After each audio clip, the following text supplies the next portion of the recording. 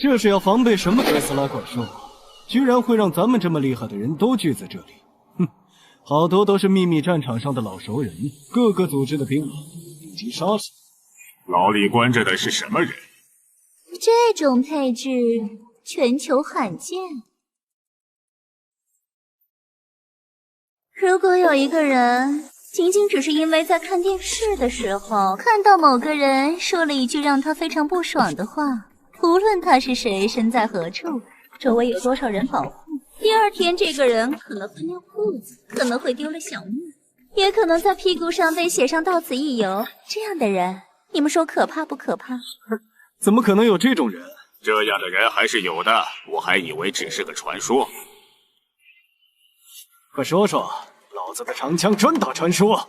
此人无名无姓，据说仅靠一人之力，就让全球地下世界那些杀人不眨眼的大佬们改变了规则和秩序。被他盯上的目标，就如同坠入看不见一丝希望的黑暗之中。他的代号，没错，他若为神，天长明；他若化魔，如永夜。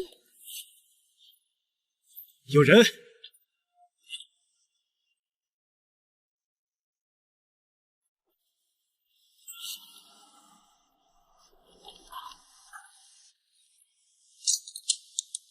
是目标吗？谁会没事来这里呢？哟，美女，咱们打个赌怎么样？啊，你想赌什么？如果老子解决了他，你就做我的搭档怎么样？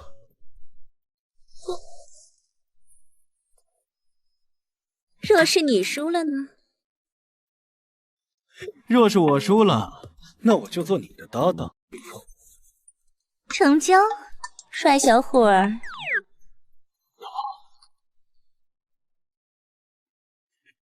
真是最适合狙击的天气了。对方距离这里至少2000米。他的世界第一的狙击记录是3540米吧？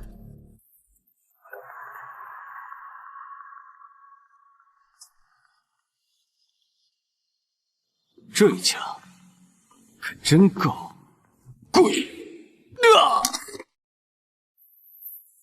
什么？怎么可能？他从哪里来的？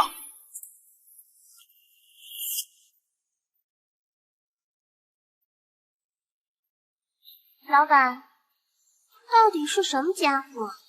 就凭这点东西，就敢跟我们叫板？丫是老了吧？随随便便就被抓走了。我就说他最近胸肌下垂了。当面问他，就知道了。我来，让你尝尝老子调出来的云爆弹！为什么要招惹丫？老大可是超级护短的人呢。大家快干掉他！晚了。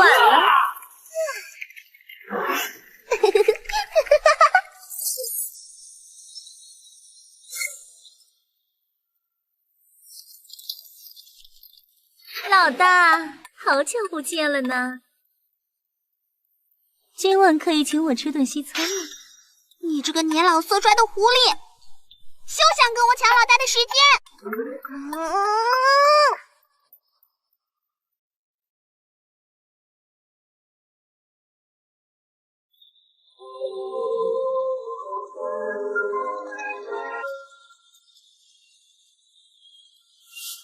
欢迎我的贵客。什么情况？又是一个疯子。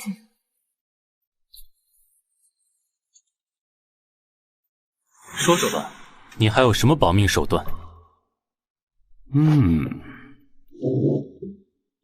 只要这里停止了思考，或者我离开了这里，这里方圆10公里的地方，瞬间就会化作一堆飞灰。老大，地下确实埋藏了很多高能炸药，所有触发链接已经都切断了。不愧是我看中的人。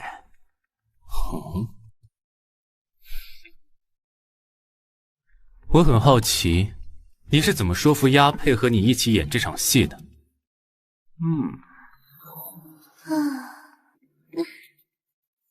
什么？3句之内，给我一个不杀你的理由。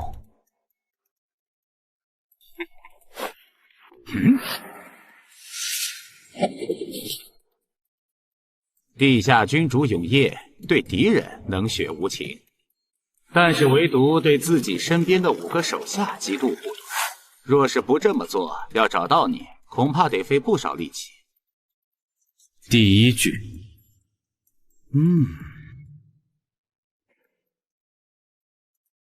你相信轮回转世吗？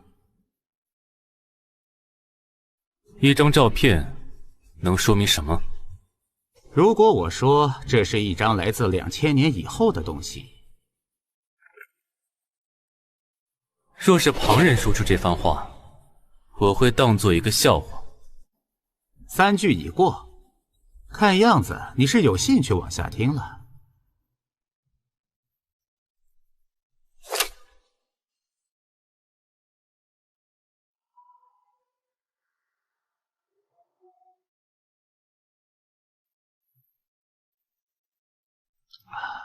距今2000年以后，人类早已进入了修真文明。人类本身的潜能远超想象，神话时代的仙佛遍地的盛景成为了现实。你信不信？信不信，取决于我最终的判断。所谓的修真嘛，无非是当人类发现了原来人类的身体也具备释放火焰、操控各种自然现象、身体极限的力量的运用远超常规的这个真相。万年前的仙佛神话被重现了。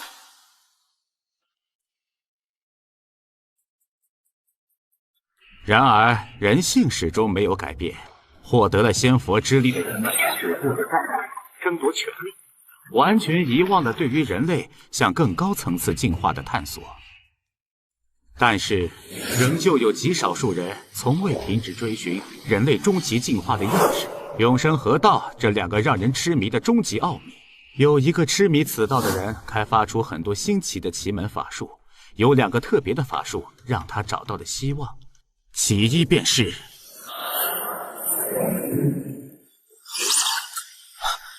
能够窥见目标前世今生，被他命名为洞观筋骨。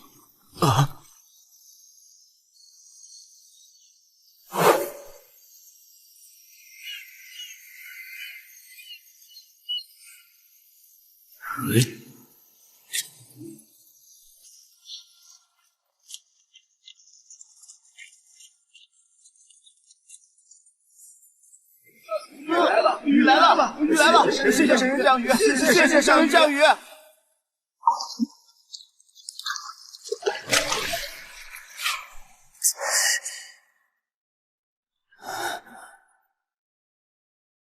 抱歉，因为环境不同的关系，我并没法深入施展这招。第2个法术是什么？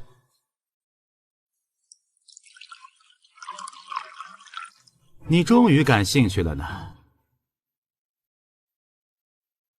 其2便是能跨越时空，和自己的前世们建立联系的隔世明，帮助他寻找着能够动摇天下之财的身处各个时代的豪杰们，说服他们前往那个世界，一起倾覆天下。怎么样，愿意去吗？若是真的能够实现你所说的转生到2000年以后，作为那个世界的你的转世来说，就像是突然觉醒了前世的一切，之后2个独立的人格争夺同一个身体，然后强者胜，弱者亡。没错。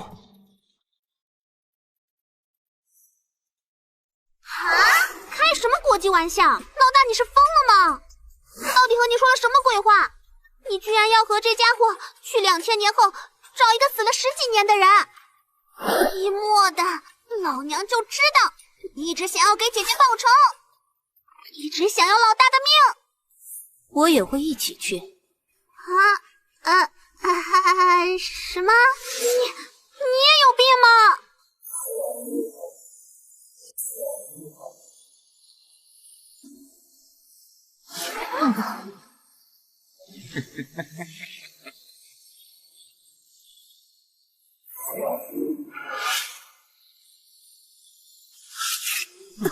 这便是通向未来的隔世之门，伟大的奇迹呀！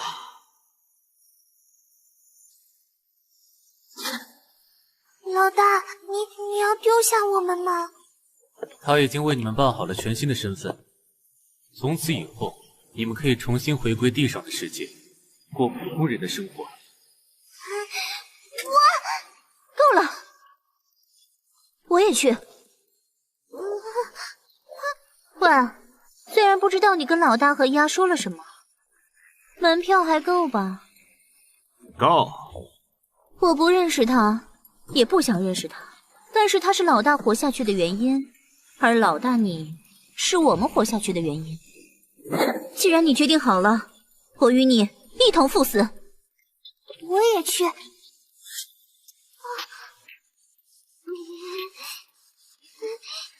算了算了，不管了，饶了我！你们就是瞎子，就算是去地狱，也得让我大闹一场。喂，大屁股，你呢？我留下。若是真有未来，会需要一个人留下的。我是狙击手，与你们这些只想着依靠老大的废物不一样。我比你们坚强，能忍，而且2000年以后见。真能到2000年以后，恐怕你也变成一堆白骨了。头装老大。他不是说再过几年，世界就会迎来起点吗？我会尽一切办法活下去的。到时候，你恐怕就得叫我祖宗了。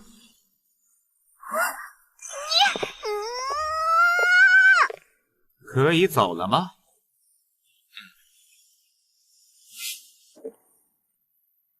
这是只有在最肮脏、最残酷的地狱，才能结出的最美的花。真是羡慕你们呐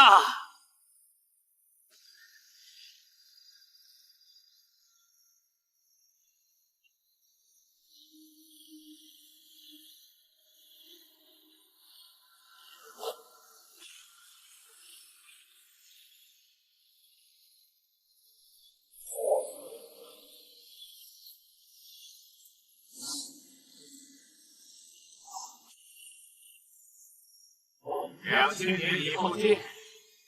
永夜君临前20分钟。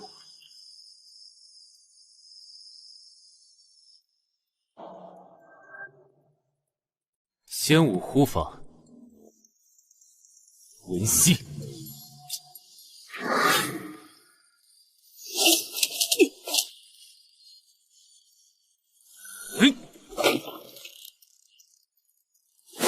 仙武斗剑。阳，双，连，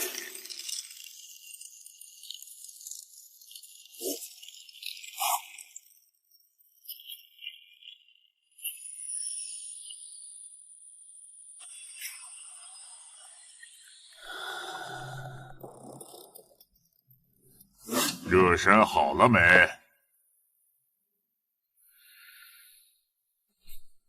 这场打完，钱就够了吧？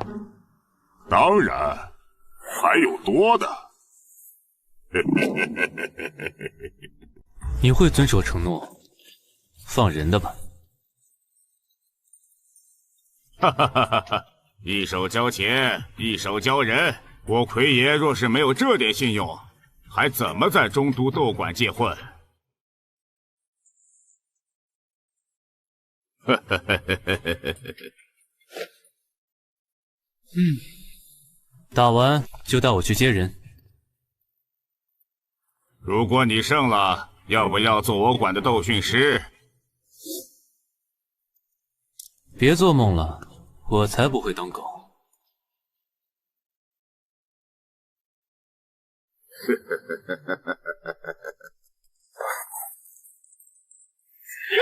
老子是最强的！斗士云山轻松获胜，为他的战绩再添一笔胜利。这下他的排名又上升了，大家欢呼起来吧！接下来是下一场比赛。从青龙门出来的是1年前进入这地下斗神赛，修武仙法，获得9胜0败的超级新人白练。据说打赢了这一场，他就会隐退，真是太可惜了呢。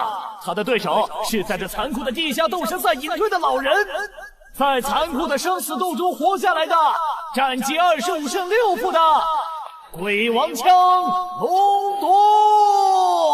如今为了治愈女儿的学着再度复出。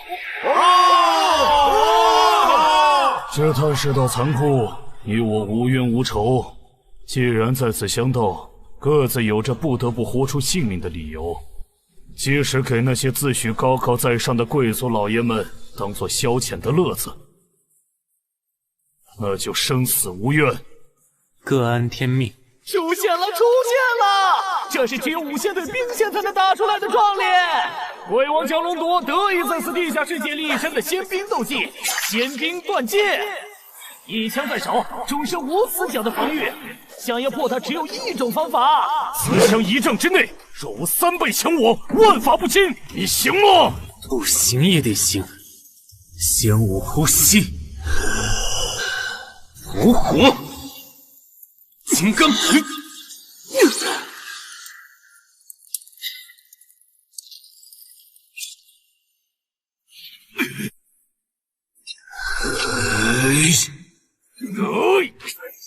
一枪护山，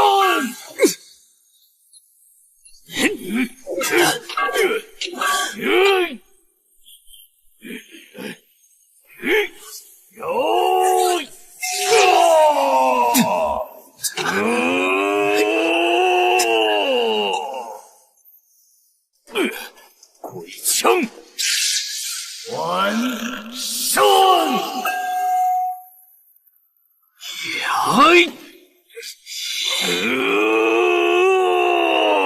僵持，出现僵持了。虽然白练刀枪不入，但是龙夺用强力的枪兵力法穿山，阻止了他前进的脚步。龙夺化解了进退两难的死局，把两人带进了消耗战。很厉害的一招，但是你能坚持多久啊？切！小糊涂，机会！天影，龙夺！什么？结束了！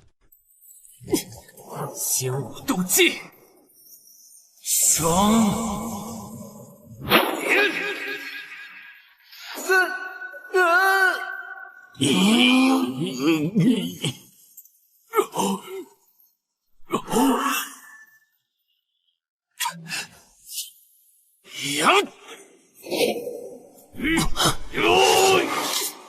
回马枪，我这身子身体明明很重的，说是他。为什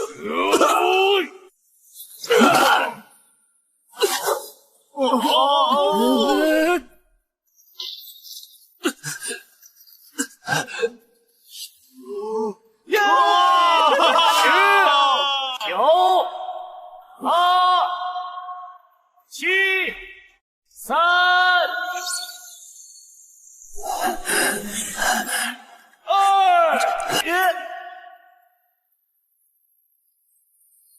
这就是2000年后的世界吗？一过来就感受到了熟悉的味道。就算是来世的我，也仍旧身处这个世界最黑暗的地方，这算是宿命。接下来就交给我吧，2000年后的我。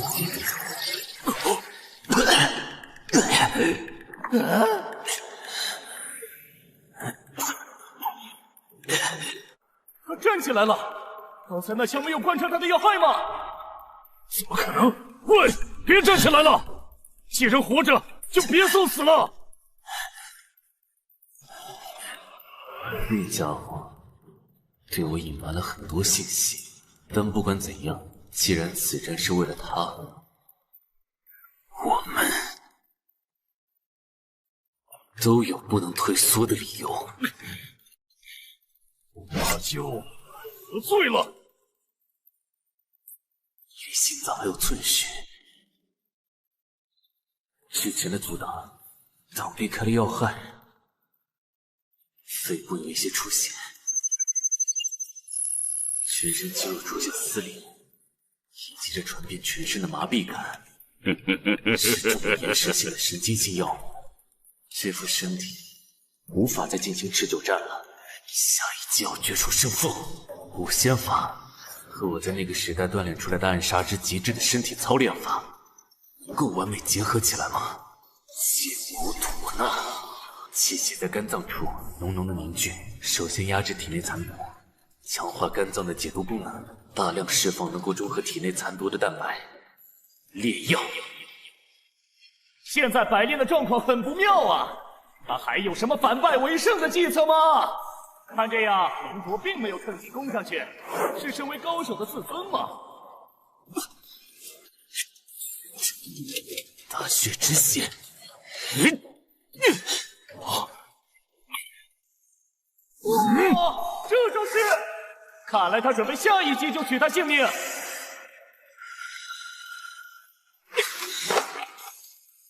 这是何等的无谋啊！他是打算破罐子破摔吗？龙夺这个造型可是……百炼，你是值得尊重的对手，我记住你的勇武和执着了。但是为了女儿，我可以承受一切罪孽。一旦你走进我的攻击范围，至少让你能够毫无痛苦的离开，就用这我只能施展一次的绝招——腾绝影。行，女儿，接营。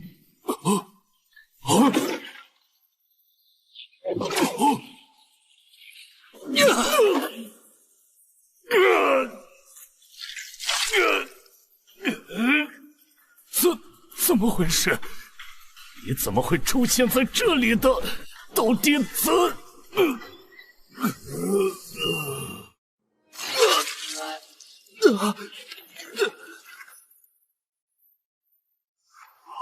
刚才发生了什么？怎么可能？你看清楚了吗？没有啊，好像被刺穿了，但是下一瞬间就突然出现在他面前，把他打倒了。刚才发生了什么？因为速度太快了，乃至于我也有点懵。让大家看一下慢动作回放吧，3倍速。好像还是看不清楚，那就6倍速。有了！虽然速度很快，但是中间能看到什么东西？10倍速，大家再看一次。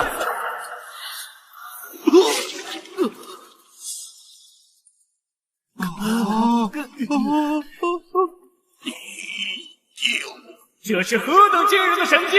计算好龙夺刺出的极限距离，身体后仰的瞬间，利用突刺和收枪这一瞬间的停顿，抓住枪杆，再借助收枪的速度和力道，击中了龙夺的要害。刚才那下是我彻底输了，为何不取我性命？胜利的那个人决定做什么，输的人无权过问。我宣布，此战胜者百炼！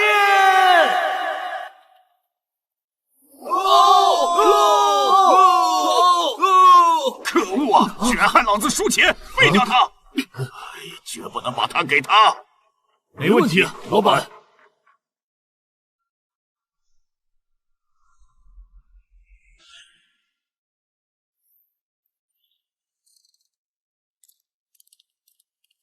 魁爷打手，李斗神退役选手，蝮蛇，善食五毒。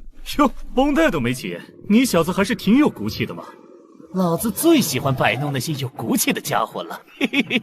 魁爷打手，李斗神退役选手，风猫，右手5指骨中嵌入铁指甲，圆可玉，近可撕。魁爷交代了，会留你一条小命的。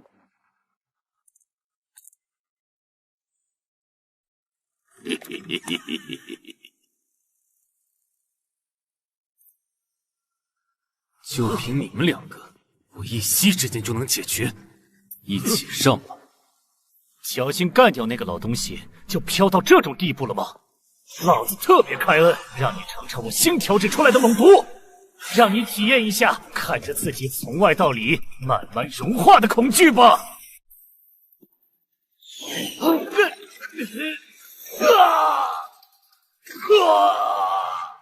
接近星轴！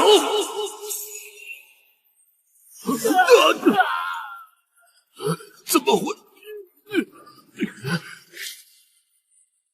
先以气功，行一反复。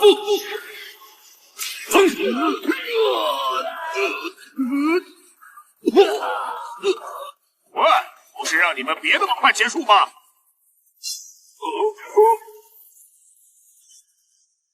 喂，你们。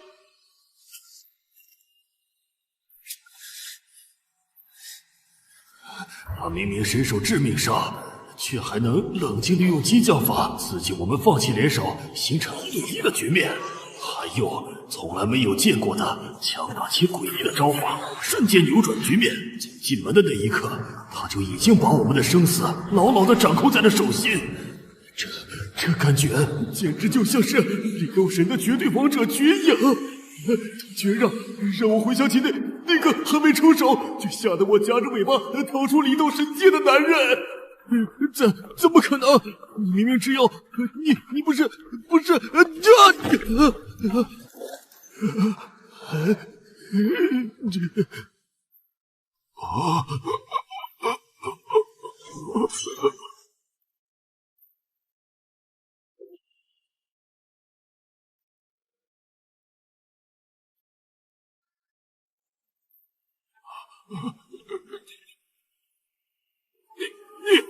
你想干什么？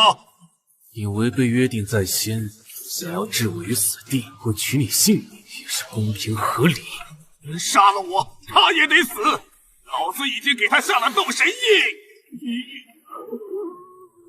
斗神印，这个时代推动了全国性斗神大赛背后的最高权力者——8柱国民，为了防止斗神叛乱，开发出来的斗神封印，刻印在每一个斗罗的身上。所有斗神的生死全在他们的掌握之中。既然不敢动手，那就乖乖给老子战！是。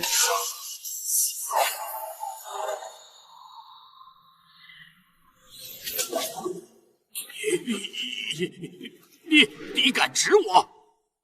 你这招换做旁人还真管用，可惜遇到了我。你对我干了什么？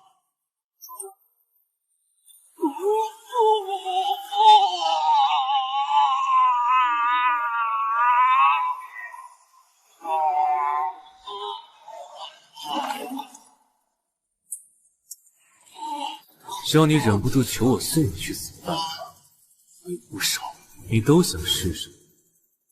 不想。那么跟我说说，你出尔反尔的寻过去。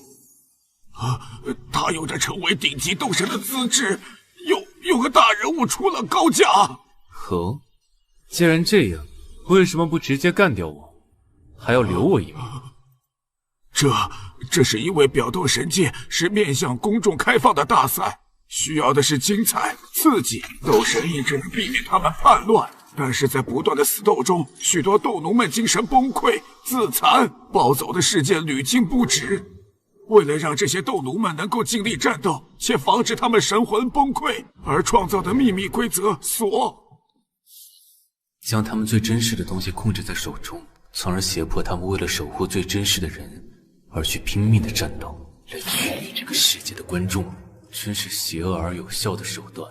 而且，包括我的到来，似乎也是一张早就织好的大网中的其中一环，真是太有趣了。饶命啊！饶命啊！你要钱要女奴，我什么都给你，什么都给你。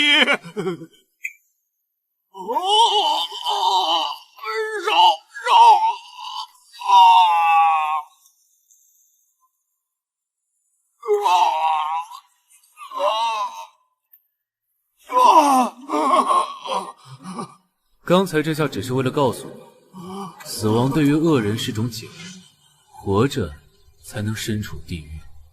你想干什么？我们玩个游戏吧。您说。我会继续替你打理斗神赛，尽量给我安排厉害的高手，而我还会做你斗馆的斗训师，他由我来专门锻炼。都听你的，我都听你的。不行不行，他已经被大人物看中了。我，这是你要解决的事情。作为游戏对等的奖励，我告诉你一个秘密。什么？你只要取我性命，便能解除这个状况。不敢不敢。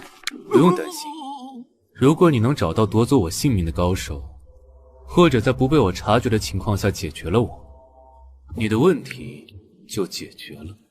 答案已经给你了，你就尽量的发挥你的狡猾才智吧。你是个疯子！现在带我去见见他。天行斗馆牢房。原本的世界无法了无生死，只要活着心有牵挂，就会不自觉的对于来世缘这虚无缥缈的东西心生向往。来到这一世，却如此真实的让人感受到了这虚幻又真实的东西。这一世遭遇匪徒洗劫，我带着他逃了出来。后来我俩相依为命，以抢食为生。快点吃！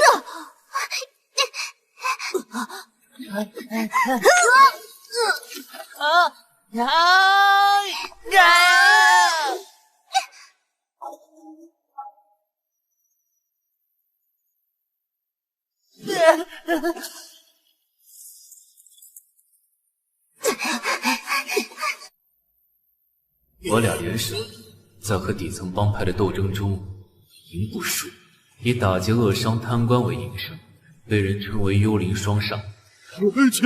钱都给你们了，好汉饶命啊！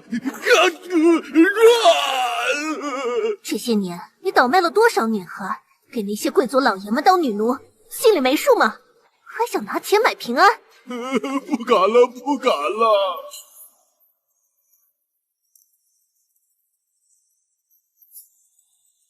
实行，走。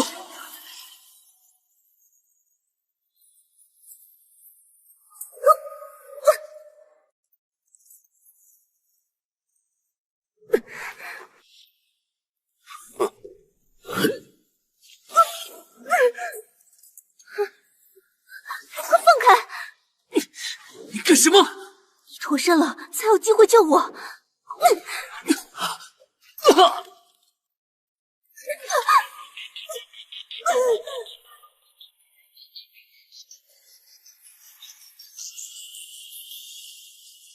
这个时代，有资质的女性罪犯会作为拍卖品被各大斗神馆拍走，训练成为斗奴，参与残酷的表斗神赛，取悦全国的关注。而这一世的我，得知此消息，便找上门去，与他做了一个交易。我是个商人，做的就是买卖。你若是想要人，就得给个合理的价格。去参加礼斗神赛吧，那是一笔天价，只有参加礼斗神赛，才有可能赚到。礼斗神赛，一个比表斗神赛更加残酷、死亡率更高的地下比赛，是用以测试新的功法、新法术的修罗地狱。行，这是各斗馆的惯例，请见谅。这里是你的地方，可不要失了你馆主的气势。是。斗奴0385号试图伤害管理都师，鞭刑10下。奎爷，您来视察了。他们是斗馆的财富，莫要过分。是。奎爷今儿是怎么了？转性了？这里，任何时代，只有在最黑暗的地方，才能诞生出最坚强、最美丽的生命之花。你来了。我来了。你不是他，萧何呢？在之前的李斗神战中，他的神魂受创，此刻正沉睡在这里。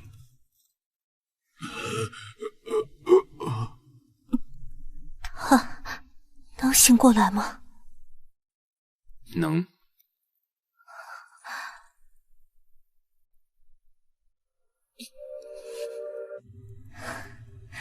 那么，你是谁？为什么会出现在这里？如果我说我从2000年前来到这里，要寻的人在你这儿，你信吗？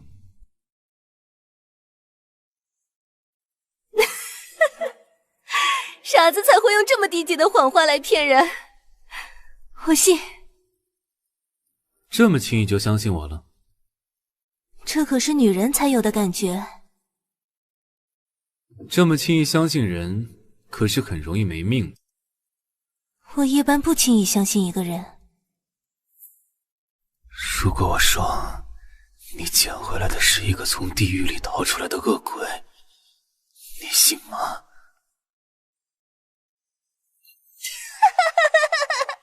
我信。啊，这么轻易的就相信一个陌生人吗？因为女人的感觉啊。这么轻易信一个陌生人，可是很容易没命的。能让我信的人不多呢，但是我却信了你呢。转世之事，确实有些玄之又玄呢。是什么事，让你不惜来到这里找他？这是一个很长却又很短的故事。喂，要讲故事，那就先放我下来啊！合适的时候，你自然会知道。还是先说说你的事。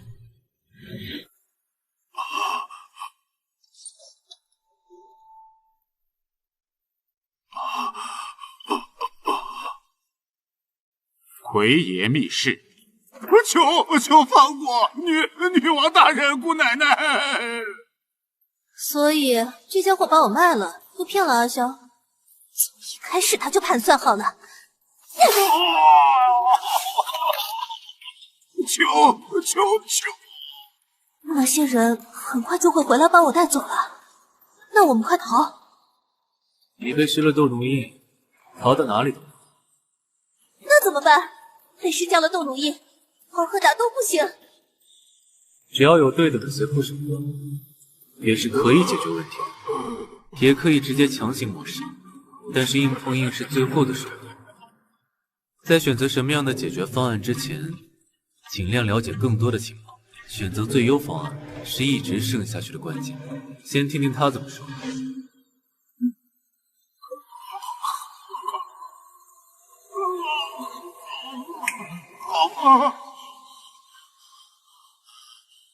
这招还真好用，这是什么法术来着？这不是法术，是2000年的暗杀法，神杀。说正式版，若是斗神馆之间遇到这种违约的事情，有没有可以解决的方案？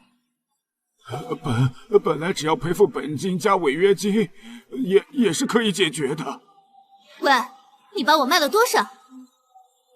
这个数2000领金，这么多？是20万。20万，贫穷限制了我的想象力。你们这些奸商，钱呢？那是卖我的钱，给我！我这辈子都没听过那么多钱，吃几辈子都吃不完。对不起，最近管理缺钱，所以我把钱都压在李斗神赛里赌百炼大业的时候输光了。想现在就打死他，可以吗？让他先说完。上级斗馆对于接受这么高的价格，就是认同姑奶奶的斗神资质，这价格可是卖出了种子选手的价格。那么果然还是只有操控或者处理掉他们的馆主这种方案了吗？这么淡定的说出这样的话，对方可是上级斗馆，这个人是疯了吗？其实还有一种方法，以武指征。以武指征，这是斗馆界的地下规矩，一般都在于平级斗馆之间私下解决利益纠纷的规矩，双方会派出自己的理斗师或者物色来的守馆强人来决斗，胜者决定一切。但是上下级之间因为资源的差距，很难找到同等级的斗师，所以很好，简单又直接的办法，你去安排吧，由我来出战。你要去哪里？先去见一个人，再去找一个人。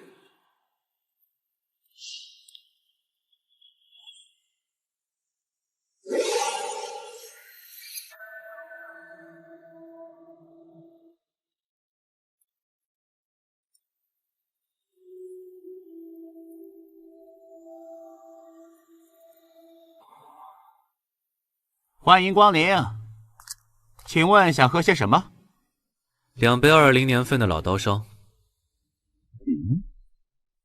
老刀烧没有，茅台行不行？这种尴尬的对话，每次都说不习惯。啊！贵客，请等等。不好意思，各位，小店今天打烊了。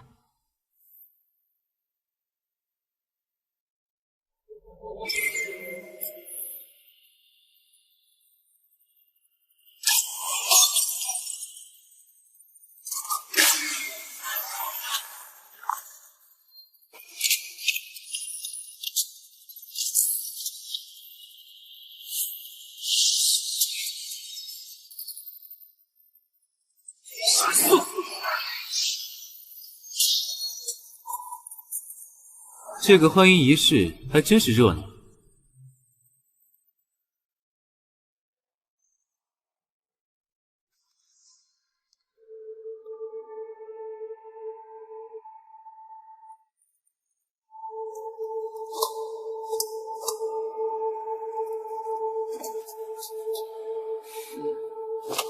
对不起，因为我的任性，让你久等了。我可是等了整整2000年啊！当然是久等啊，混蛋老大！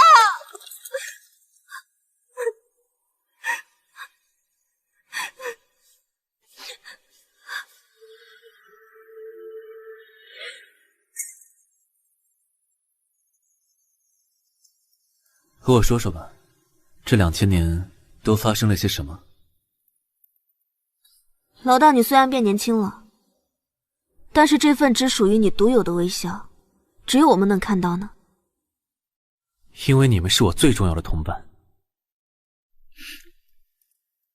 自你们离开后1年，如那个人所说的，旧世界的起点便出现了。几个神秘人物突然以仙人之姿现身于世，布道传法于世界。人类从此便由科技文明走向了探索人类自身极限的修真文明。那几个是什么人？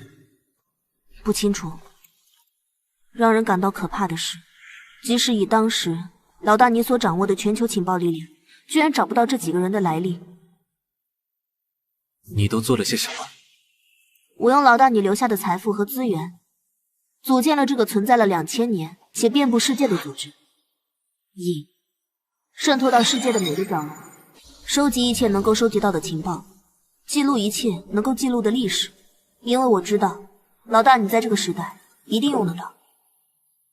然后，为了不让自己和老大见面的时候变成一个小老太婆，我开发了一套活体冷冻复活设备，结合我学习来的归西法，每隔100年我会重新出来几个月，了解当时的各项情报，处理引的重大事务，便再次沉睡。现在刚好第20次。即使现在在这个世界还流传着关于我的传说哦。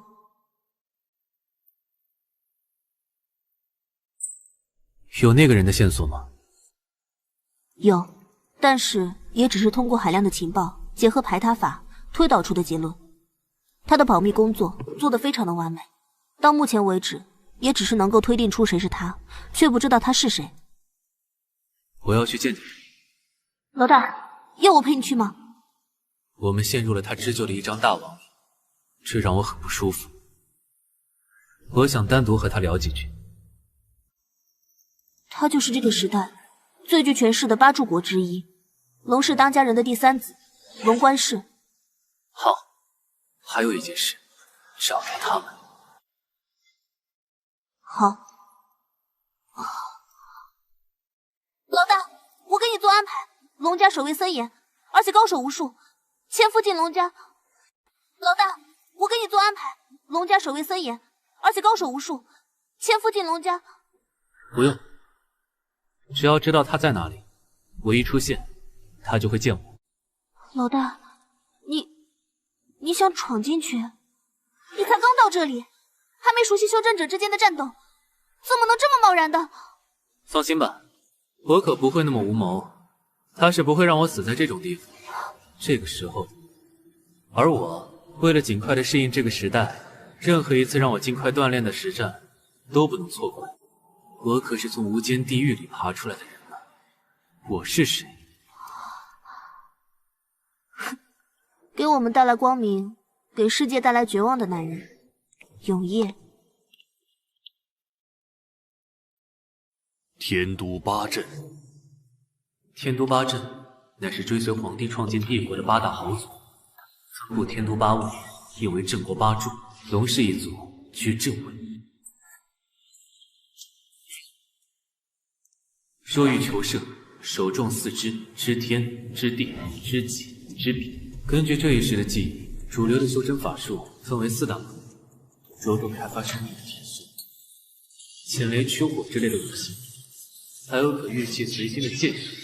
以及着重神明灵性的神修，各有所长。我所修的便是体修一途，实力加深，手可坚刚不坏，将肉体潜能开发至极限的范围，威力强大，更有体修所衍生的斗技双连等，但是会大幅消耗体力和能量。站住！你是何人？此处乃8柱国龙氏一族封地，若要进入，出示行令。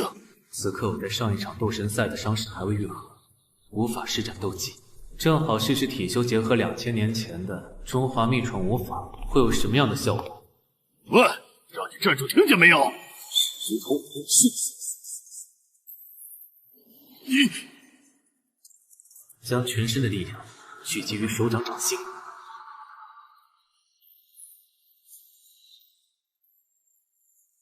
其味犹如震天雷霆，名为千骨掌心雷。无形符法，无杀藏。五行法门，面对体修，先保持距离固守自己，同时限制对手的行动，非常专业的应对手段。不愧是8柱国，居是守卫护卫水，8级阵脚，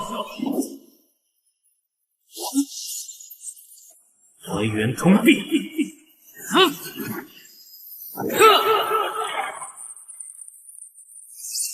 大牛！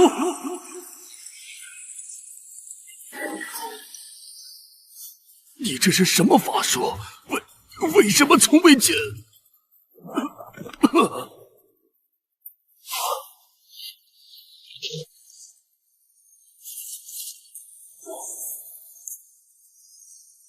他来了，感觉怎么样？还是那么可怕，在不断的快速的变强，把华夏经过千年洗炼的古暗杀法，结合仙武体修的境界结合起来，变得越来越熟练，越来越丰富多彩。你觉得他此来的目的是什么？应该是察觉了你真正的目的才过来找你，顺便利用龙氏的战力进行决死修行，快速的让自己进入这个时代斗仙最强战力之列。哼，这进化速度有点快呀，毕竟在那个时代，他可是已经将自己的精神和肉体锻炼到人类极限的地下皇帝永羿。你不想去试试吗？还不够，还不够，还差一点，再等等。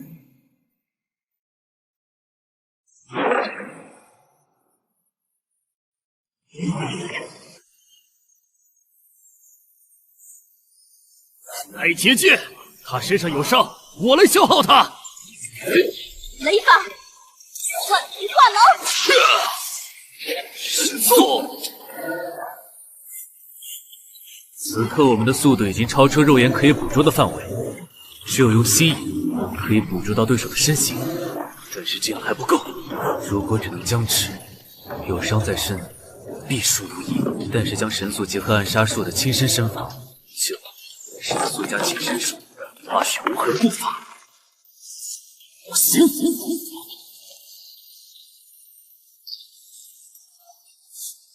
雷法，万雷风诀。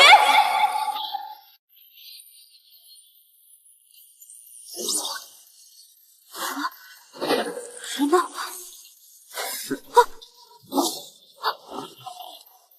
感谢你助我修行，到我了。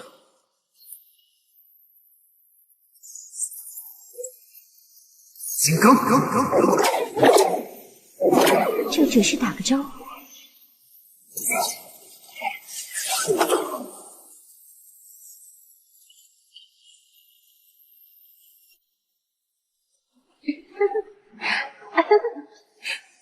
这无穷无尽的攻击，你能抵挡多久呢？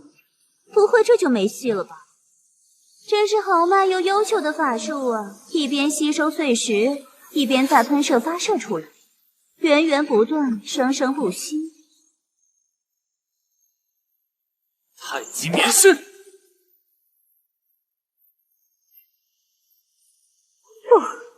他想干什么呢？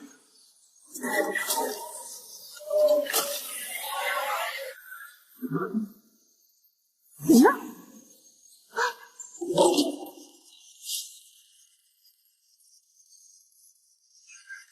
我认输。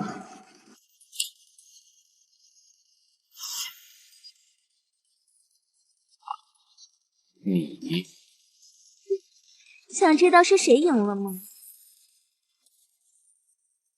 很可惜呢，好像是我更厉害点。是吗？他在哪里？带我去见他。哼，他也迫不及待的想要见到你呢。走吧。对了，现在我叫紫苑，别和我的前世搞混了。我和他虽然性格完全不一样，但是对男人的审美还是合拍的呢。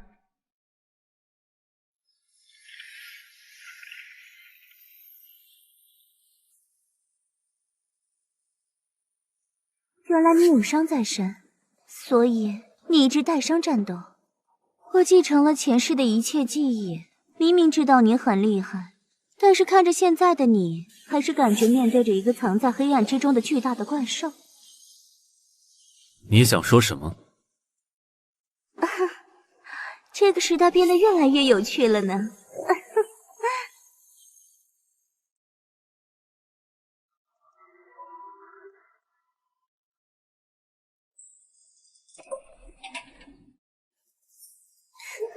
请进。和他打完，感觉怎么样？亲身感受的可怕。您挑人的眼光真准。很惊讶吗？再次出现在你面前的我，超出了你的想象。确实超出了我所能预想的所有想象。那就换个方式交流吧，毕竟我们也不是很喜欢这幅图景呢。我们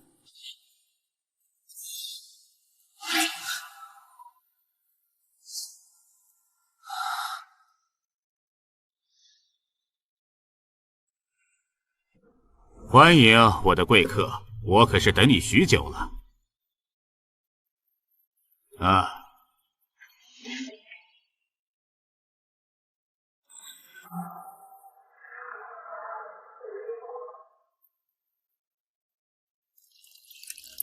这样是不是就有一种熟悉的感觉了？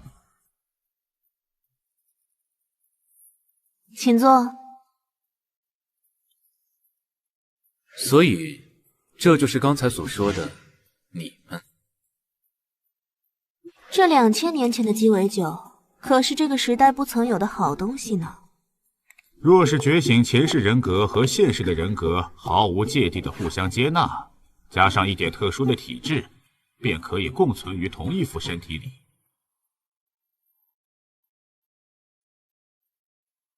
给我一杯血腥玛丽，谢谢。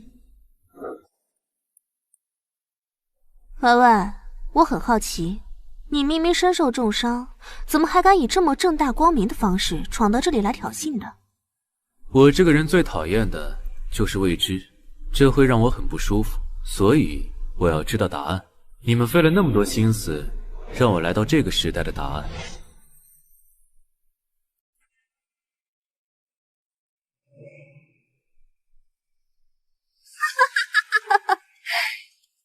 我输了，还是你更了解他。我自罚一杯。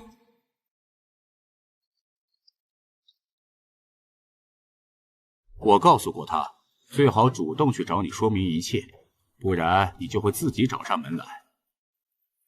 虽然我们互相接纳了彼此，但是就算是你把他描绘成多么可怕的样子，本座身为八柱国龙家这一代的当家人，就算你找上门来，又能怎么样呢？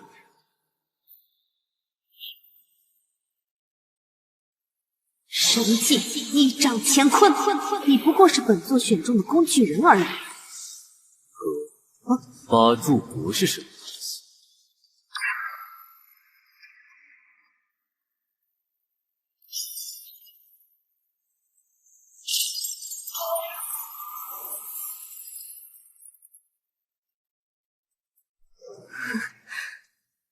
他也会神修法门，这可不是一朝一夕能练成的。你们怎么没告诉我？我不是说过，在那个世界，没有人能了解永夜帝王的全部啊。这不是神修法门，是密宗无上正道密修梦幻观。看样子和神修很相似嘛。可以开始聊聊了。你问吧，我知无不言。给我找好了锁，所以才敢这么自信的知无不言吧。聪明人之间打交道，隐瞒是件风险很大的事情，没有筹码的合作同样是件风险很大的事情。将我从2000年前带过来，还做了这么多布局，这件事本身，即使是这个修真的时代，也需要调动国家级别的资源。我要知道你们的计划。哼，真是个迷人又危险的男人呐，让我第一次涌起身为一个女人的情感。是吧是吧，继承了前世记忆和感受的我，可是很清楚地感受到他的魅力呢。不过不同于男女之情，还要在那之上，感觉就像是能够毫无保留的信任，为之赴死的感觉。女人啊，总喜欢把话题带偏，就由我来说明一下情况吧。2000年前被后世称为隔世五仙的5位圣者，让世界走向了起点，整个人类文明的根基被彻底颠覆。金钱、权力的魅力远远比不上人人皆可成仙以及永生不死。虽然至今也没人了解五仙的来历，以及他们后来又如何从历史中消失，但是普通人可能拥有绝佳的资质和超强的实力。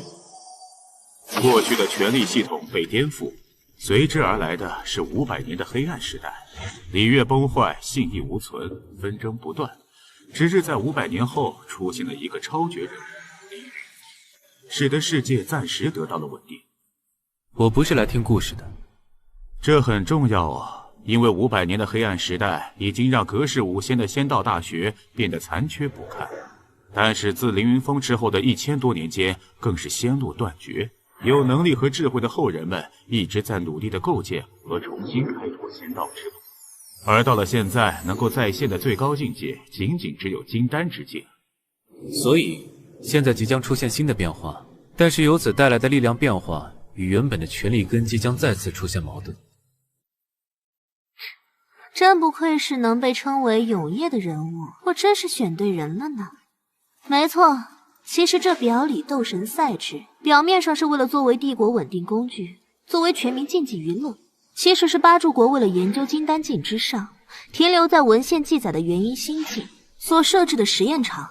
经过数百年的测试和观察，我们已经发现了通向下一个境界的道路，但是随之而来的是对新境界的极端渴望，和由此带来的对八柱国权力以及国家根基所带来的不确定性产生了强烈的矛盾。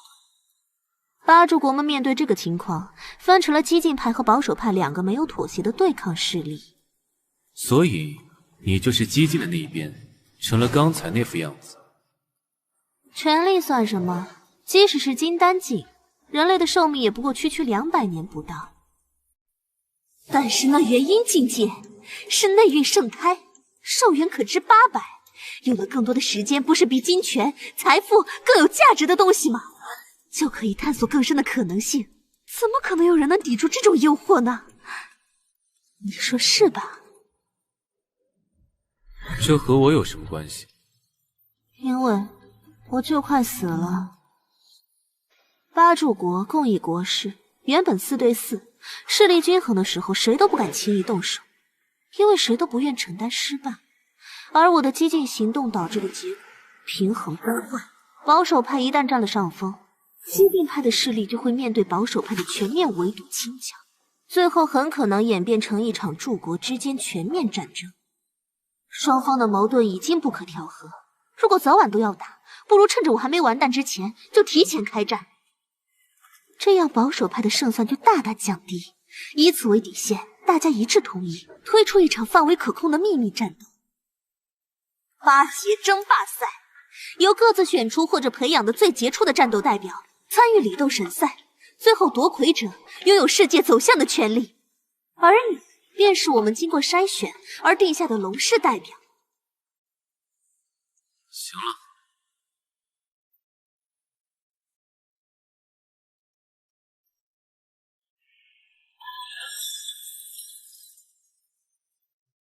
我最不喜欢的就是被人裹挟，你最好趁着锁链还在时达成你的目的，否则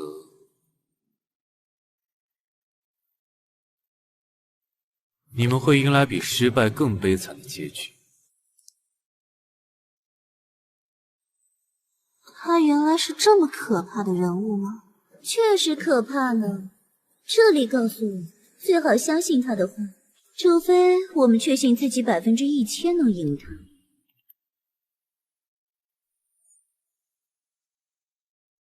老大，事情谈妥了。拜托你的事情进展如何？已经带过去了。好，那么继续下一步吧。老大，你见到九尾了吧？现在的他叫紫月。紫月是八柱国龙氏家族重金招揽的精通五行法的超级修士，而且还在和龙氏当代家族进行极其秘密的法术开发，是这个帝国顶级的高手之一。他觉醒输了吗？他可是号称千面人，将各大国所有政要、军方势力玩弄在手中的超级谍报女魔头啊！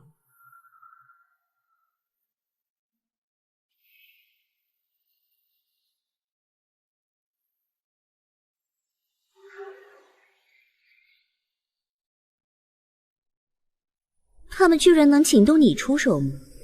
太大材小用了吧！我很好奇，他们给我看了什么价码？我欠了某人的唯一的人情。这么贵的价码，他们还真是舍得用在我身上了。我是不是该感到荣幸？那么，你准备好了吗？等等，再等一会儿，再让我确认一次。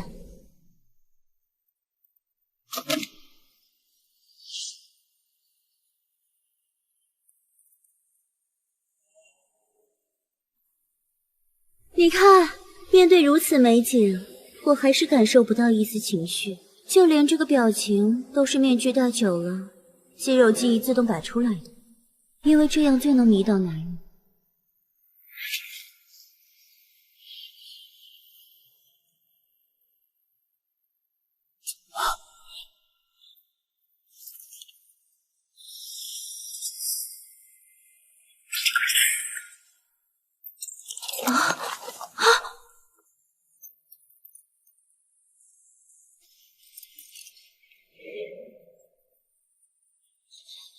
你干什么？我不是都去死了吗？放手！放手啊！九尾已经死了，现在的你想活？你凭什么？你凭什么这么认为？我呀？你凭什么知道啊？就凭你现在这份情感，是属于你自己内心最真实的。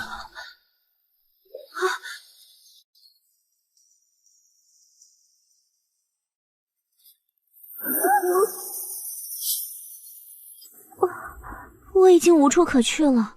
既然你救了我，可得对我负起责任啊。这两者之间有什么关系？没什么关系也没关系啊。听说你也有几个手下，多我一个不多，少我一个不少吧，管饭就行。随你。喂，大会的窗户谁赔啊？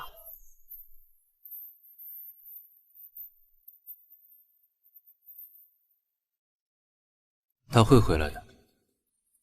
嗯，走吧，去见见那个人。好。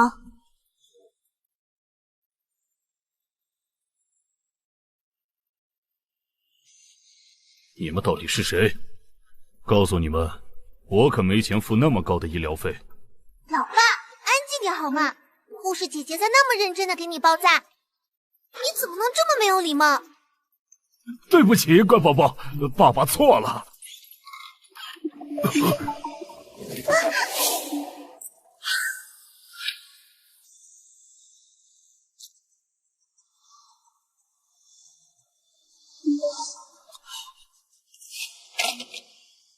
这些都是你安排的，为什么留我一命？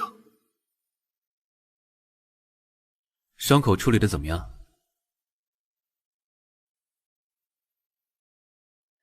处理完就出去吧。把孩子也带出去玩会儿。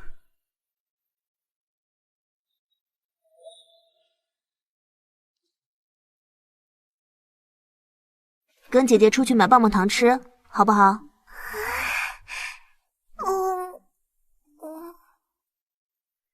去吧。谢谢姐姐。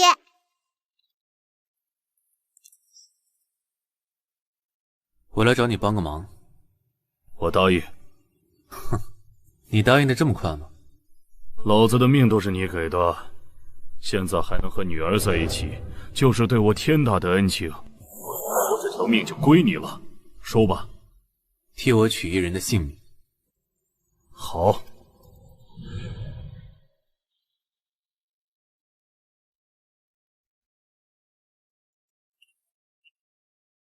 这就开始训练了吗？没错。大人，昨日一人大闹八柱国龙氏峡镇的，就是您吧？您这么做会惹上大麻烦啊！八柱国们，包括皇帝所有大人物，绝对都已经盯上您了。咱们这小小的斗馆，会像一只蚂蚁被他们碾碎的。小的已经想好了方案，咱们一起逃出帝都吧。这不是你该关心的事情，也不是你能理解的事情，也不要想着你能偷偷溜走。你联系好的暗区已经被处理掉了。您说什？拼尽全力让你对我还有利用价值，你就能活下去。一定，小的一定为您赴汤蹈火，周到服务。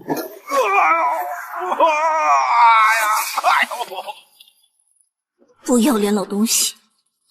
姑奶奶教训的是，小的不要脸。不，小的没有脸，小的只是两位最忠心的仆人。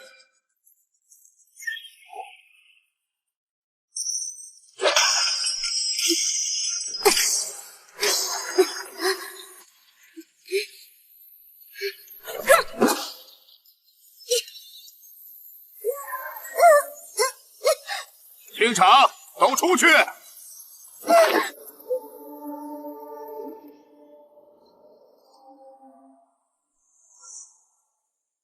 这两人是谁？新来的斗奴和斗训师傅吗？不是说奎爷派到一个超级有潜力的新人吗？就是他，看着也不怎么像嘛。闭嘴！说过多少次了，在这斗神界不要小看任何人，不然会丢了你的小命。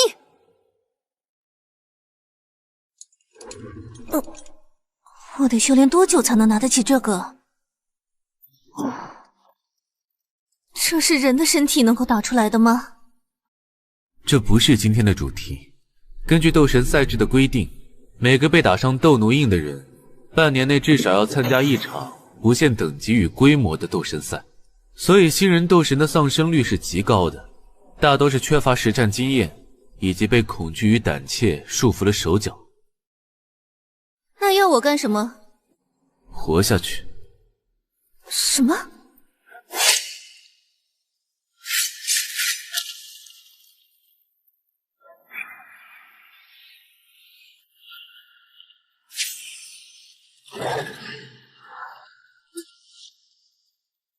他不会使用仙法，只会使用枪术。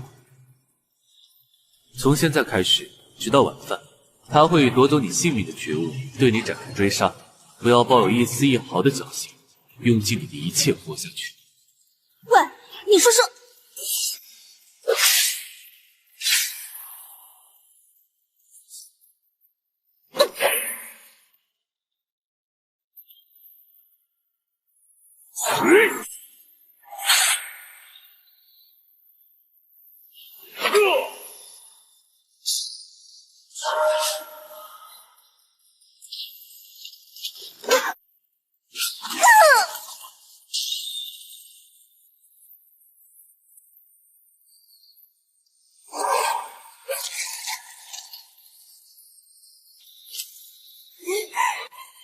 从小就在为了生存而拼死争夺资源的环境下成长，对于杀气有着深入骨髓的敏锐，身体自动做出反应，这短短一瞬间的处置反应，快速的让自己进入死斗状态，既不莽撞也不胆怯，而是第一时间跳出对手的攻击范围，集中精力观察对手，面对杀招并没有恐惧，而是瞬间直觉式的做出应对。这种野性的直觉犹如一只野豹，这样的良才美誉让人不自觉的想要将它打造成天下无双的样子。这里就是传功室。你也进来。好嘞。嘿，您坐，我来给您做介绍。小的曾经就是斗馆的解说，专门负责修行解说的。因为人缘好，意外打探到斗神赛牌外赌局的内幕信息，押上了全部身家，发了横财，才开启了这间斗馆的。哪个时代都不缺你这种左右逢源又有野心的人物，时机和运气到了，还有可能登上那最高的地方。不敢，小的只是想发点小财，混口饭吃。爷，您才是超乎小的想象的大人物，小的一定全力辅佐您，做好你的跟班。开始吧。得嘞。之前已经向爷讲过斗奴的来源和掌控体系，接下来该要介绍斗奴的培养，包括境界的提升与法术门类的选择与修炼。为了让斗奴能够快速的参与斗神赛，目前主流的便是符丹，兴起于10年前，以速度快、结单率高而广受好评。有什么副作用？一开始死亡率很高，但是随着需求量的增大，到现在符丹的死亡率非常低，而结丹的效率也非常的高。还有一些黑市里流出来的未经官方授权的特别丹药，风险大，但是有时候能够让斗奴结出高等级的金丹，价格也炒成了天价。还有提升金丹境界的丹药，也都是向各个斗馆供应，明码标价，但是由于价格递增，所以一般只用在各个斗馆的潜力选手或者种子选手上。看来八柱国们已经掌握了量产金丹境的制丹方法，风险低，效果好，强者之间的差距被拉近。那些拥有权势、立于顶端的最强者，对于更高境界产生了极度渴求，形成了激进派，也是人之常情。再往下便是法术的修行，由于每个人的体质不同，因而会根据结丹后每个人的体质倾向，分别选择真武道、五行法、御剑流、冥神魂4大主流法门，包含了一般性的攻守法门，以及一些修炼难度大、极具杀伤力和观赏价值的斗技的修行法门。斗神赛不仅仅只是厮杀，更像是一股全民性质的竞技娱乐。那些掌握有斗技的斗女，会成为全民偶像，为斗馆带来极大的财富，成为斗馆的摇钱树，就能获得斗馆更多的资料加持，提高自己的存活率。我这一世所修的斗技双连，便是一种杀伤力大、难以防守，但是对身体消耗也很大的，被设计出来的，还未向表斗神赛推出的斗技。再往下便是……你先下去，剩下的我自己研究。是。午修法为尽小本质，然而要将身体素质强化到极限，需要的是日积月累，以及利用身体的超回复的现象，对身体组织进行不断的破坏和再构来实现。我的炼药法门能够加快这一进程，但是这也还不够。拥有能够立于万人之上的战斗力，还需要开发更有实战威力的新思路。大人，这里没人，您找错地方了。滚开！你还想瞒住本使？那个大闹八柱国龙阵、破坏京都治安的人犯就在里面。这位大人是金鸡比马斯的铁面无情的1号捕快夜鸦，我拦不住他。跟我走一趟吧。龙阵并没有追究此事，你又为何抓我？本使乃兵马司，归皇权直属，负责京都治安。龙氏追不追究，与我抓不抓你有何干系？跟我走一趟，把事情交代清楚。我没什么可交代的。拒捕的话，就别怪本使动手了。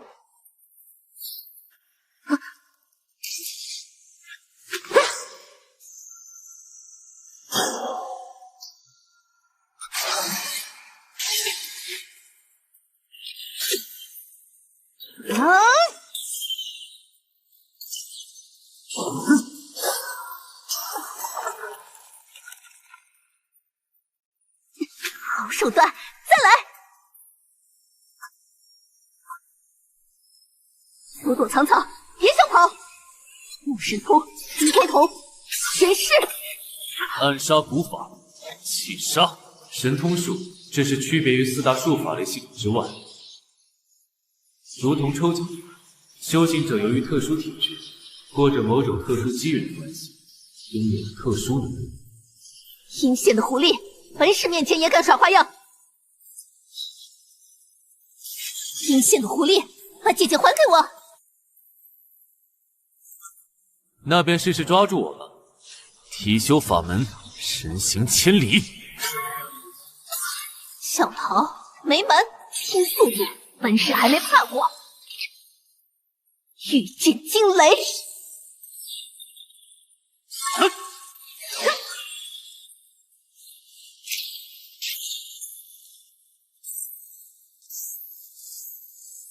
我亲手抓住你的！体修神行法，便是体能一进入金丹之境后，或将气覆盖肌肉，大幅提升肌肉的输出效率而形成的远程奔袭法。身体素质越强，神经反射会越快，气的覆盖密度越高，速度越快，且奔跑轨迹应变也更灵活。由于空气阻力的关系，越接近音速，消耗的能量越高。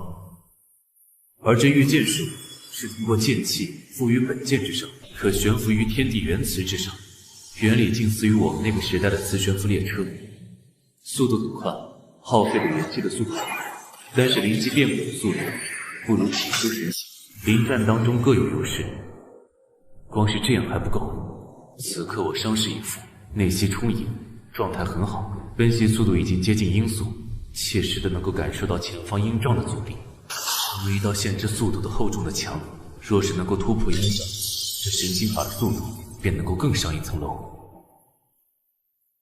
压低重心，调整身形，减少阻力的同时，在前足后蹬地发力的瞬间，爆炸性的气灌注四头肌、腘绳肌、屈髋肌、腹肌、小腿肌群，形成足以突破壁障的炸力之势。神行千里，进阶法门，真是过楚关。这是什么法门？城郊100里之外，这便是2000年后的风景。你有什么感受？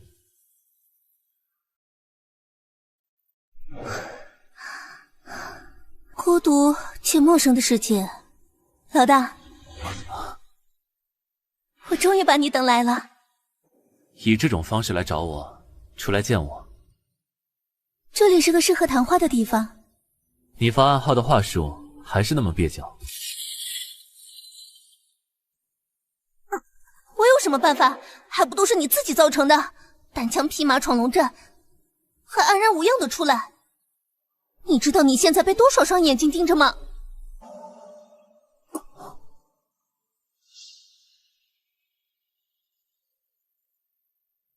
老大，对不起，我早就找到你们了，却没能守护好你和姐姐的转世，最后让你们陷入到这种险境当中。傻丫头，你这种总喜欢把责任揽在自己身上的坏毛病，总也改不了。别把我当小丫头，这个时代里，我可比你和姐姐年长。说说你的发现吧。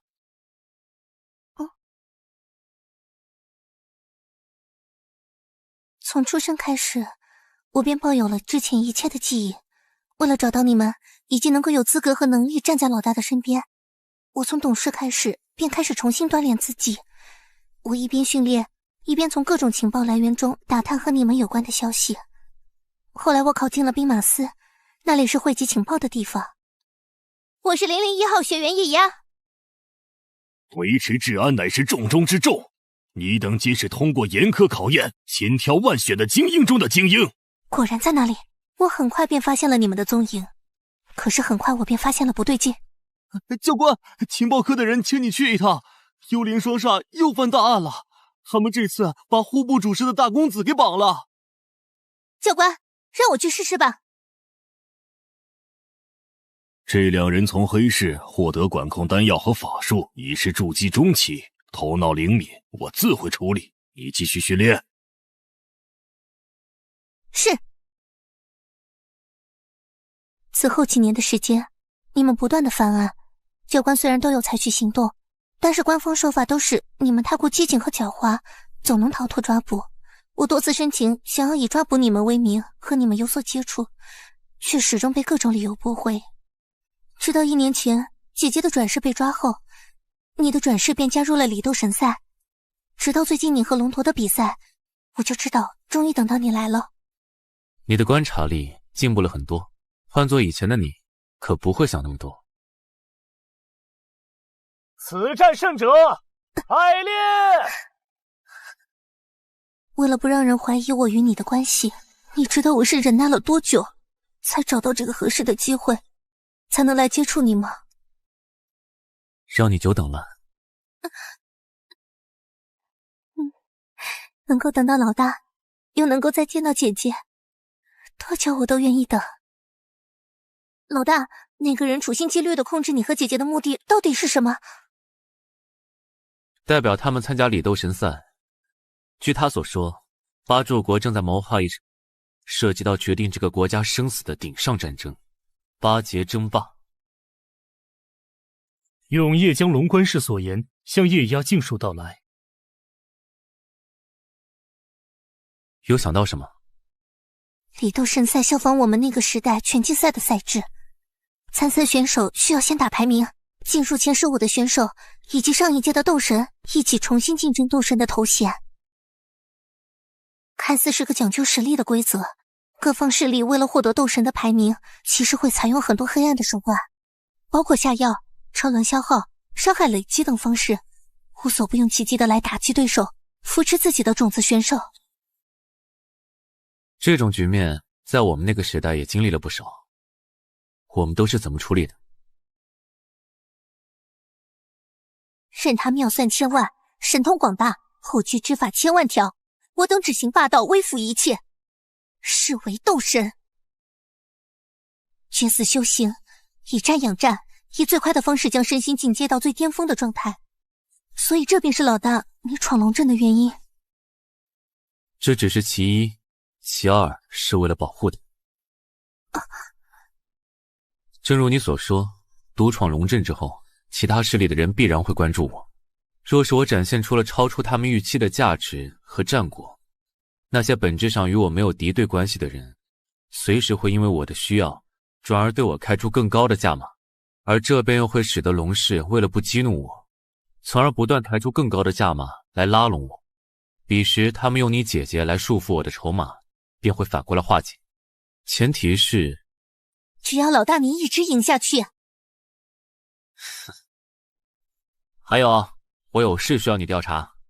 好，我需要这几年的帝都以及周边藩镇的所有犯罪数量和分布图。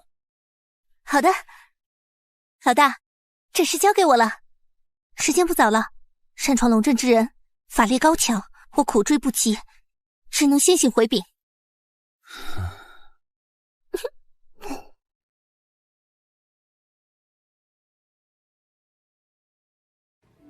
让你混蛋，让你这样，让你那么狠，再来啊！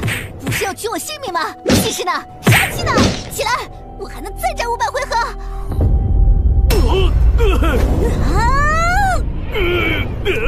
快让他住手啊！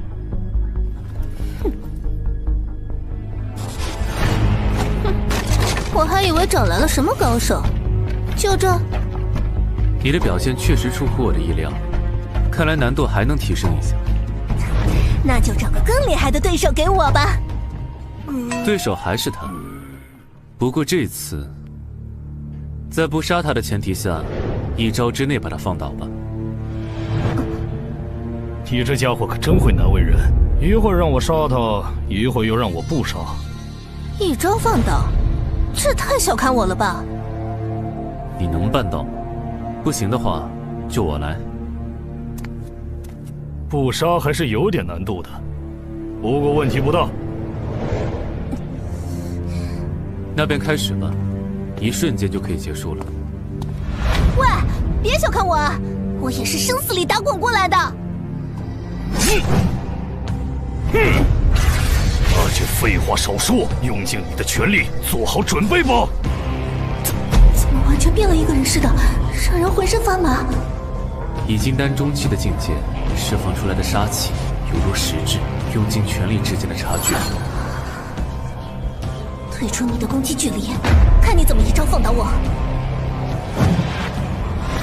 来了！怎么可能？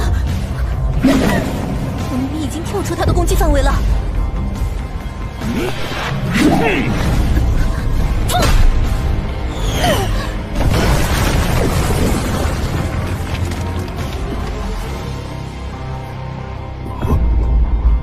要不要这么狠？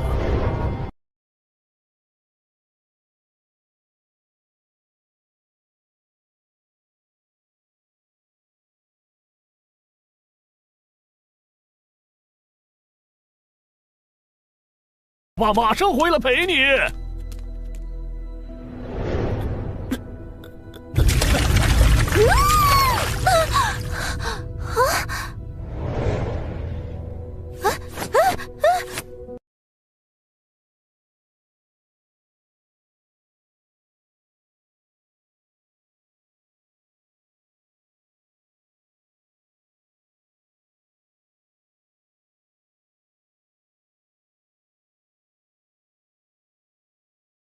我连输在哪里都还搞不清楚。一开始我以为我已经在他的攻击范围之外了，在我刚以为勉强躲过他的刺激的时候，下一瞬间就有一道枪影从旁边打过来。我感觉他还是有所保留的，不然一开始我可能就挂了。他只是用了仙法结合枪法最基本的蓝拿扎，在你以为自己感受到他的恐怖杀气之后，退到你以为的他最可能的极限的突刺范围之外，你就已经落入了他的陷阱。而实际的情况，龙夺突刺的同时，放松了自己的双臂，任由双臂在强烈的突刺下，手臂关节在韧带的带动下，如同弹簧一般的做了2次验证。原本他这一枪便是准备打击你的头部，把你打晕。出乎他意料的是，你在街斗死斗中锻炼出来的直觉，让你瞬间做出了下蹲的反应。此时的龙夺临时变招，只是用了一个抖枪的动作，从突刺变成抽打。真是好不拖泥带水，干脆利落啊！他是怎么变得这么强的？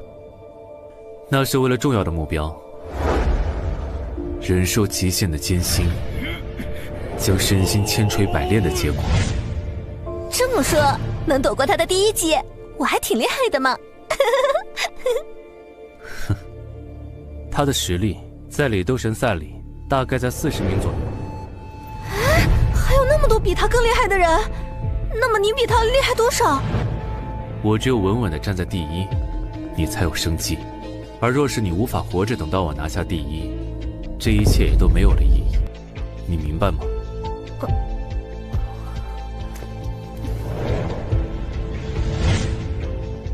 我要怎么做才能变得更强，一直赢下去？我还以为你会消极的更久些呢。开什么玩笑！如果消极就能活下去，那我早就是消极之王了。想要快速变强是有捷径的。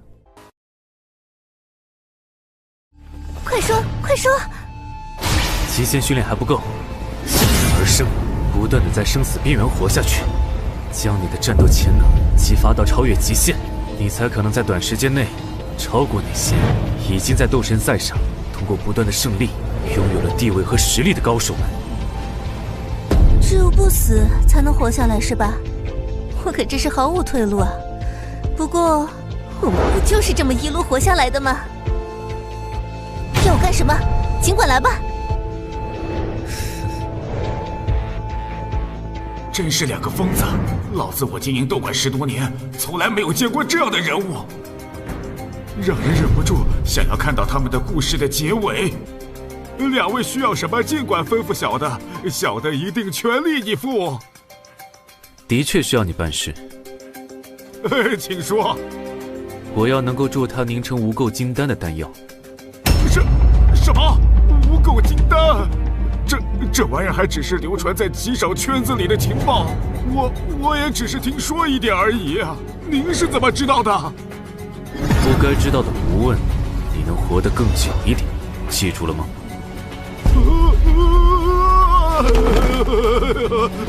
小的明白，小的明白，我这就去打听。无垢金丹是什么？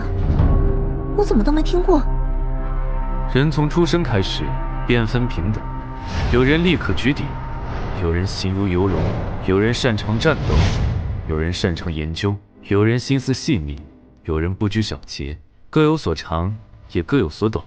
金丹也是如此，无垢金丹便是金丹中的最高品阶，体内法力的恢复能力、法力的储存量以及法力的输出效率上，都比普通金丹要高出许多。面对对手，就具备了更多的优势。但是凝成无垢金丹的丹药是尚未流通的，只在极小范围内测试的丹药，成功率很低。若是扛不过去，便会丢了小命。若是结不成无垢金丹，斗神赛上一样会泯命。生死关头，不怕死的那个才能活下去，对吧？直到明天都好好休息吧。在你的第一战到来之前，龙德会一直对你进行比今天还要残酷的对战。你要去哪里？处理你的契约。龙氏有求于你，这种事情让他们出面处理不是更好吗？若是让他们出手，只是借威，而我此行是为立威。老大，要弄到无垢金丹的秘药，为什么让那个肥头大耳的东西去搞？银可以弄来。杀鸡怎能用牛刀？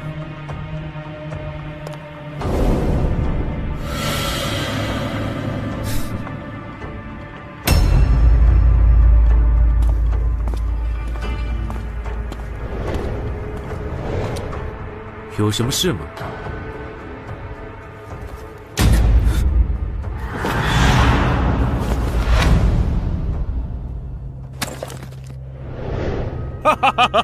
哎呀，别放出那么刺骨的杀气嘛！知道你要来此，本侯是来看看你的风采的。同为8节争霸的选手，本侯可不像那些喜欢把自己藏起来的蝇营狗苟的家伙那样，要看就大大方方的看，要打就轰轰烈烈的打，就像你闯龙阵那样痛快。身为8柱国之一的男人，从幕后跳出来亲自下场死斗，我并不讨厌你这样的武痴。老子这辈子就喜欢打打杀杀，什么八柱国，什么天下，全都不放在眼里，唯独喜欢那些登临极境的对手。所以，老子也对你喜欢的不得了啊！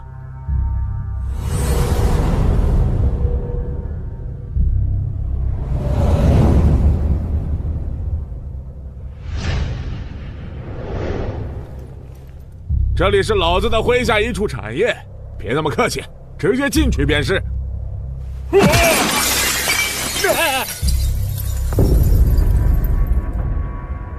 进吧。宇文大人，他怎么来了？他是来视察的吗？那个人是百炼，是那个闯龙阵的百炼。他来干什么？快去通知馆主啊！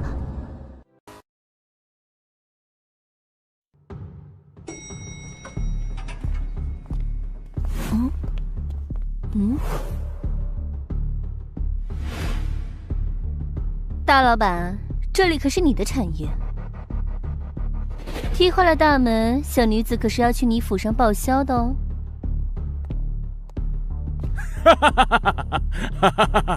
小影，怎么感觉你变美了呀？少奉承你！为了打理你的产业，不知道我有多操心吗？居然还和踢馆的一起来坏了自家门面，你是不是有病啊？老子就是来看他打架的，你们聊你们的啊！既然发动了以武之争，那便开门见山吧。那个丫头可是人家花了大价钱买下的，想拿回去就得凭真本事。这以武止争的规矩，你可知道？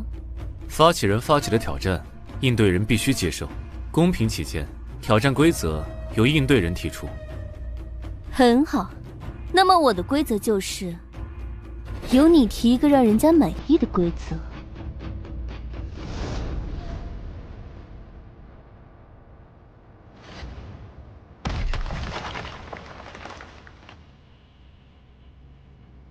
随你派多少人，到你喊停为止。我若出了这脚印，便算输。好气魄！这个世界上能说出这句话的，要么是不知天高地厚的傻子，要么就是登峰造极、自负无敌的大豪杰。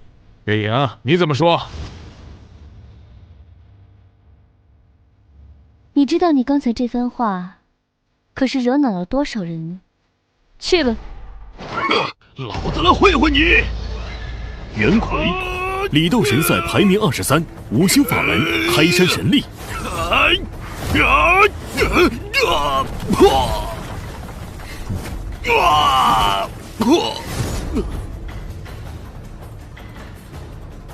看出什么门道没有，小影？这元魁能够在施展金刚劲的状态下急速冲撞，即使比他厉害的高手也不敢硬接这招。刚才那一瞬间发生了什么？居然连我都没看出个玄机来。他只是简单的抓住个傻大个儿，顺势将他丢了出去，仅此而已。面对如同一块重型巨石的高速冲撞，若是想抓住并且丢掉，简直就是最愚蠢的做法。错过一丁点时机，不是被撞飞出去，就是被撞断手臂。他这是在展示实力的绝对差距。若非如此，又怎会被那个人选中？真想和他打个痛快！站着不动，任你本事通天，在剑修面前就是个活靶子。试试再下这招吧。断心，李斗神赛排名15，剑修法门。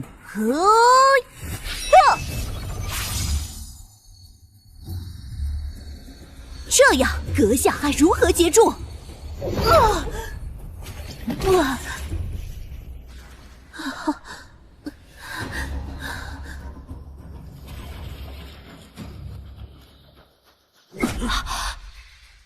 这是劈空掌，还能打得又远又重。声音不对，劈空弹就是通过超高速的击打空气形成的空气弹，炫技大过威力。刚才那下居然连老夫都没看透。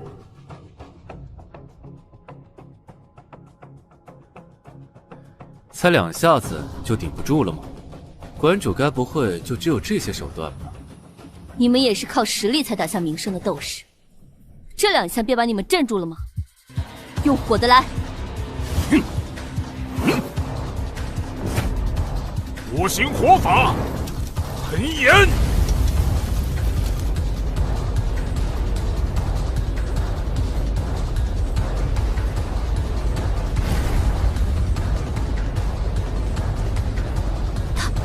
他不是午休吗？这是五行法，威力还这么强。原来如此，真是能不断给老夫惊喜的男人呢，能人所不能。刚才他用的是水法。